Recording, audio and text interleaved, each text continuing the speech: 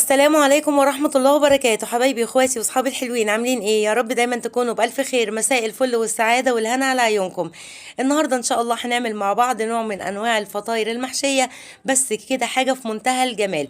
هتقدري تعمليها بقى كده كوجبة للعشاء، حلوة قوي، وكمان ممكن تنفع معاكي للغدا. تعالي كده نسمي الله ونشوف الطريقة والمكونات بتاعتي عبارة عن ايه. بس قبل اي حاجة نسمي ونصلي على سيدنا محمد عليه افضل الصلاة والسلام. وما تنسيش الفيديو لو عجبك اللايك الحلو بتاعكم والاشتراك في القناة وتفعيل الجرس عشان يوصلك كل فيديوهاتي اول باول. يلا نسمي الله ونشوف الطريقة والمكونات عبارة عن ايه.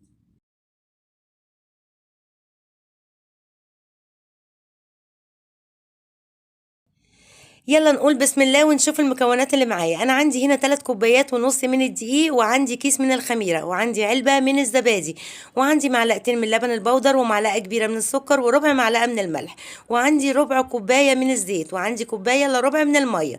يلا نبتدي بقى ونعجن العجينه بتاعتنا. هتجيبي المواد الجافه كده على بعض كلها، وتبتدي ان انتي تقلبيها تقليب كده حلو. هتنزلي بقى بعلبة الزبادي بتاعتك ونص كوباية المية. هنبتدي بقى ان احنا نعجن العجينة بتاعتنا. طبعا انا هنا بقلبها بالمعلقة، بس بعد كده هستعمل ايديا. انا هنا حطيت ربع كوباية كمان، وكمان زودت ربع كوباية جنبي لو احتجت ايه للمية. طبعا انا هنا قلبتها بقى، وهستعمل ايديا في العجن. لو انتي برضو هتعجنيها بالعجان برضو مش هتاخد معاكي وقت. تمام. انا حبيت النهارده ان انا اعجنها معاكم بايديا. طبعا هتلفي العجينه كلها بعد ما تضيفي كمان الزيت، وهتاخديها بقى على الرخامه بتاعتك. يعني بصي ربع ساعه كده تعجني فيها، هتطلع معاكي العجينه ناعمه كده ومش بتلزق وفي منتهى الجمال. طبعا دهنه زيت من تحت ودهنه من فوق، وسيبيها بقى تخمر لمده ايه نص ساعه. طبعا في الحر اللي احنا فيه مش هتاخد معاكي وقت. انا هنا يعني 3 كوبايات ونص دقيق اخدوا معايا كوبايه الا ربع بس من الميه. تعالي بقى للحشوه بتاعتك. عندي صدر واحد من الفرخه مقطعاه كده مكعبات صغيره، وعندي طماطمايه كده مقطعاها مكعبات، وفلفل اخضر واصفر، وعندي التوابل بتاعتي ملح وبابريكا وسبع بهارات، وعندي معلقه من الصلصه، وهحتاج لبصلايه كده متقطعه مكعبات. تمام كده. هي دي الحشوه بتاعتي. طبعا معلقه كده من السمنه، وهتنزلي بالبصله لغايه ما تدبل، وبعد كده هتنزلي بالفراخ بتاعتك كده وتشوحيها مع البصله لحد ما تحسي كده ان الفراخ اخدت لون واتغيرت. تمام. وبعد كده تنزلي بقى بالخضار بتاعي، الفلفل الاخضر والاحمر والطماطم، وعليها كمان التوابل بتاعتي فلفل اسمر ومعلقه من البابريكا ومعلقه من الملح. بس مش هحتاج اكتر من كده. هتفضلي بقى تقلبي بقى في الخلطه بتاعتك دي او الحشوه بتاعتك لغايه ما تحسي ريحتها طلعت كده وايه، وتحسي ان الفراخ بتاعتك استوت. مش هتاخد معاكي 10 دقايق لان مش محتاجه تسويه كتير. بصي هتوصل معاكي بالشكل ده. تعالي بقى للعجينة تاني. بصي العجينة بتاعتي ما شاء الله اختمرت، بصي اخدت وقتها وبقت زي الفل. تعالي بقى طلعي الهوا منها وحطيها كده على الرخامة وقسميها لأربع كور. أنا عندي النهاردة هعمل فطيرتين. طبعا هتقسميها بقى 4 كور، وهتغطيها وتسيبيها كده، وأول كورة ابتديتي بيها هي دي اللي هتشتغلي فيها. طبعا احنا عارفين وحفظنا إن كل خطوة للعجين لازم تريحيها. تمام كده. اول كرة ابتديت بيها اخدتها، وهبتدي ان انا افردها. وطبعا عندي الصاج بتاعي دهناه كده دهنه بسيطه من الزيت. تمام. حطي بقى رشه دقيق كده على الرخامه بتاعتك، وابتدي ان انتي افردي العجينه بتاعتك. بصي بس انا عايزاها حجم كبير شويه. تمام. انا دلوقتي هعمل بس 2 عشان ابتدي ان انا احط عليهم الحشوه، وبعد كده هعمل الغطا بتاع الفطيره يعني الطبقه التانية. هتتفرد معاكي بكل سهولة طول ما العجينة مرتاحة معاكي واخدة كفايتها. صدقيني بصي مش هتاخد معاكي وقت ومش هتغلبك. دهنة بقى من الزيت كده في الصينية بتاعتي، وابتديت ان انا ايه احط الرغيف اللي انا كنت عاملاه الاول. تمام. وابتديت ان انا برضو ايه اسويه كده برضو في الصينية بتاعتي. تمام.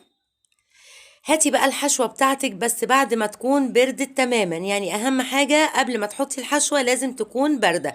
افرديها بقى على الفطيرة بتاعتك، وابتدي ان انت حطي بقى عليها ايه جبنة موتزاريلا. بصوا يا جماعة الفطيرة دي بجد في منتهى الجمال، وهتشوفي الشكل النهائي بتاعها، واكيد طبعا شفتيه في اول الفيديو. بجد جميلة حاجة كده من بصي حاجة كده تحفة بجد، بتدوب دوبان كده، ومهما تاكلي منها مش هتشبعي. تعمليها ممكن في العشاء، تعمليها في الغدا، يعني تغيير كده في انواع الاكل بتاعنا. بس بجد جميله، اتمناكي فعلا تجربيها. ولو لسه معايا بقى لغايه دلوقتي في الفيديو، اوعي تنسي اللايك بتاعك عشان بس ايه الفيديو يترفع. طبعا انا هنا حطيت الحشوه بتاعتي وابتديت بقى ان انا اعمل ايه الكفر التاني، يعني الطبقه التانية. تمام. هتفردي برضو العجينه بتاعتك بنفس الطريقه كده، حجم كبير، وهتبتدي بقى ان انت تجيبي الفطير بتاعك وتحطي الطبقه دي على الاولانيه، وتلفيها كده من الجناب، تقفليها كده من الجناب من تحت لفوق. تمام. بس اهم حاجه ان انت تقفلي الفطيره بتاعتك حلو عشان ما تفتحش منك في التسويه. بصي كده. طبعا انا في نفس الخطوه اللي انا بعمل فيها هنا بكون بعمل التانية ورايا حطها ايه على الفرن اهي. بصي، غطيت الفطيره بتاعتي وابتديت ان انا اقفل الحروف بتاعتها. تمام. بس اهم حاجه زي ما قلت لك تقفليها جامد. تعالي بقى ندهن الوش بتاعها ببيضه كده، وعليها حبه من اللبن ونطره كده صغيره من الفانيليا. لو مش حابه البيض ممكن تستعملي اللبن كده بس. تمام.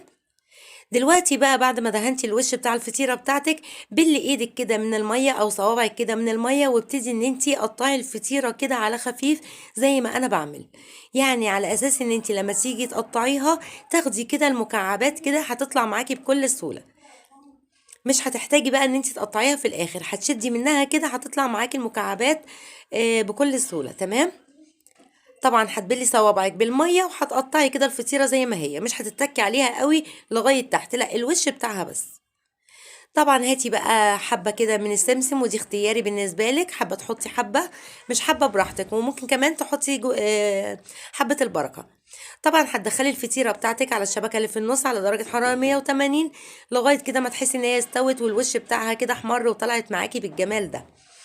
بصي التسوية بتاعتها مظبوطة، مش محتاجة أي كلام، وريحتها طالعة في منتهى الجمال، مش قادرة أوصفلك الريحة بتاعتها طالعة عاملة ازاي.